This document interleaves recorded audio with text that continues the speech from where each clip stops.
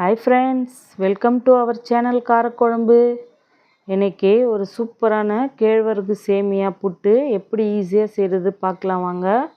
அதுக்கு ஃபஸ்ட்டு ஒரு பாத்திரம் எடுத்துக்கோங்க. நான் கடையில் விற்கிற கேழ்வரகு சேமியா பேக்கெட் தான் வாங்கியிருந்தேன். இது ஒரு 4 பேர் தாராளமாக சாப்பிட்லாம். 2 பேக்கெட் வாங்கியிருந்தேன். இப்போ ஒரு டம்ளர் அளவு தண்ணி எடுத்துக்கோங்க. 1/4 ஸ்பூன் உப்பு சேர்த்துக்கிட்டு நல்லா கலந்து விட்டுக்கோங்க. உப்பு கரையட்டும். இப்போது இந்த சேமியாவில் நல்லா தெளித்து விட்டு நல்லா எல்லா தண்ணியும் தெளித்து விட்டு இது போல் பெசரி விட்டுருங்க.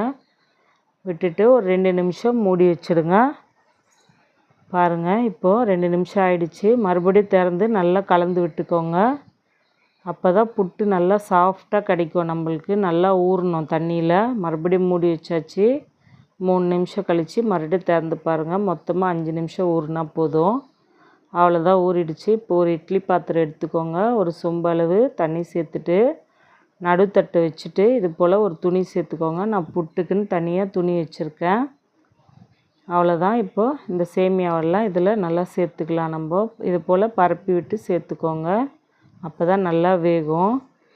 இது நல்லா சேர்க்கறதுக்குள்ளே நீங்கள் போய் நம்ம சேனலை சப்ஸ்கிரைப் பண்ணிவிட்டு வந்துடுங்க. அவ்வளோதான். இப்போ நல்லா சேர்த்தனே இது போல் ஒரு துணியை நல்லா மூடிடுங்க மேலே. அவ்வளோதான், மூடி போட்டு மூடிட்டு இப்போ அடுப்பில் வச்சுக்கலாம். அடுப்பில் ஹை ஃப்ளேமில் ஒரு 10 நிமிஷம் வச்சு நல்லா வேக விடுங்க.